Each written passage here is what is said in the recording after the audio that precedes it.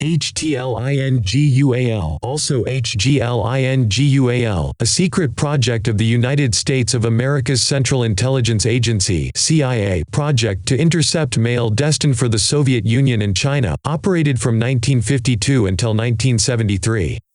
Originally known under the codename SRPOINTER, also SGPOINTER, the project authority was changed in 1955 and renamed. Early on, the CIA collected only the names and addresses appearing on the exterior of mailed items, but they were later opened at CIA facilities in Los Angeles and in New York. From 1940 to 1973, the Central Intelligence Agency (CIA) and the Federal Bureau of Investigation (FBI) conducted a series of 12 covert mail opening programs in the United States. The programs lasted between 3 weeks and 23 years. The purposes of these mail openings varied. The CIA sought to obtain foreign intelligence and counterintelligence information. The FBI sought counterespionage information. Information gathered through these mail openings was sanitized so that the source of the information was not known to those who received it. Recipients included other members of the intelligence community, the Attorney General, and at least one president, Lyndon Johnson. All of these mail openings were initiated by the CIA without prior authorization by the Postmaster General, the Attorney General, or the President.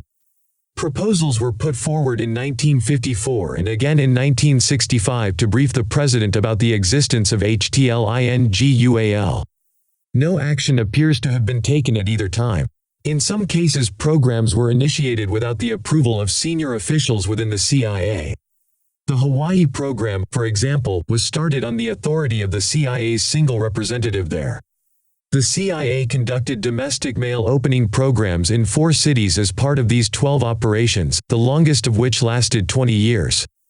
The New York City program ran from 1953 to 1973 and was known as HTLINGUAL.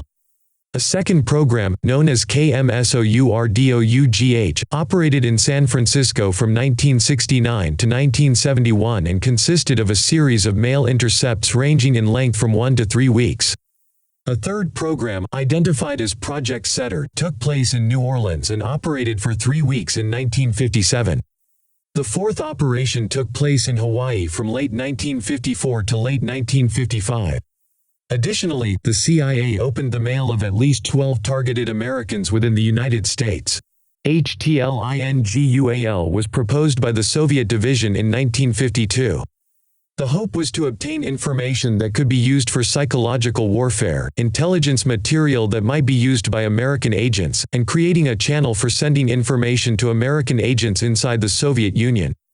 HTLINGUAL went into full operation in February 1953 after having undergone a trial run. For the first 7 months, information was hand-copied from the outside of envelopes. After that, it was photocopied.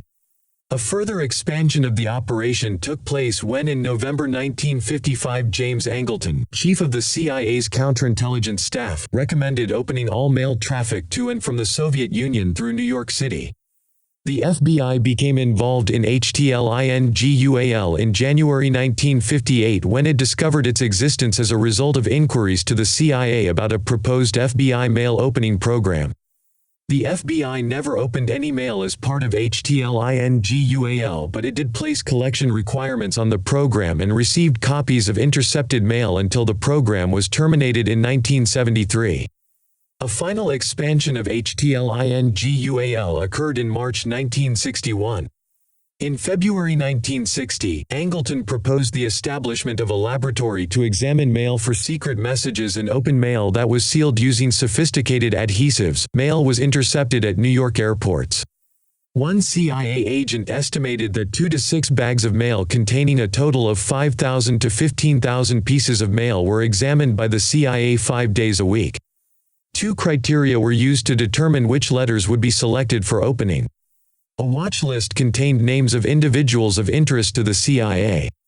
Originally, this list had 10 to 20 names, but it grew in size rapidly. By the time HTLINGUAL was terminated, 600 names were on it, many of whom had little connections with suspected espionage and whose correspondence offered little by way of intelligence. In 1969, for example, the names of many domestic radicals, anti-war activists, and black militants were added. From 1958 forward, the FBI contributed 286 names to the watch list. Other mail was opened about 75% of the mail based on a process of random selection. Finally, some mail was opened and kept in a separate file on the basis of a special category items list. Included in this list was correspondence to and from government officials including Senators Frank Church and Edward Kennedy. HTLINGUAL began on a relatively small scale. In 1956 only 832 letters were opened. That soon changed. In 1961 over 14,000 letters were opened.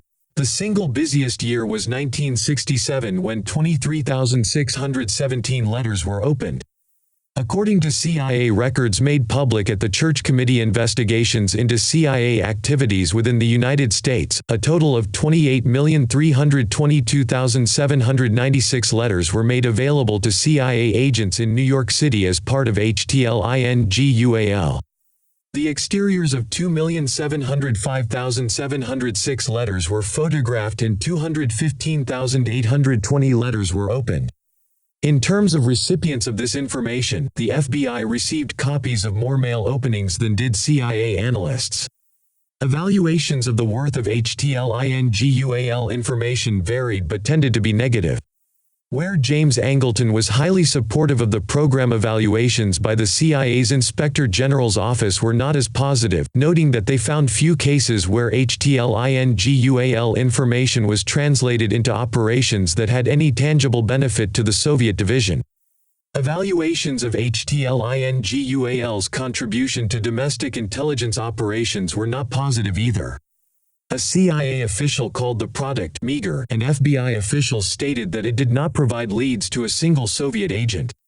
The CIA's Inspector General's staff proposed terminating HTLINGUAL in 1969 in large part because although the FBI was the primary recipient of HTLINGUAL's information, the CIA bore all of the risks of embarrassment should it become public. A 1971 inquiry regarding mail openings from the Federation of American Scientists to the Chief Postal Inspector led to concerns within that organization about the continuation of the program and brought forward a threat to go public from Chief Postal Inspector William Cotter unless it could be documented that senior government officials had approved it. HTLINGUAL was suspended in 1973 by the new Director of Central Intelligence, James Schlesinger, after it was unsuccessfully offered to the FBI and Cotter refused to withdraw his ultimatum.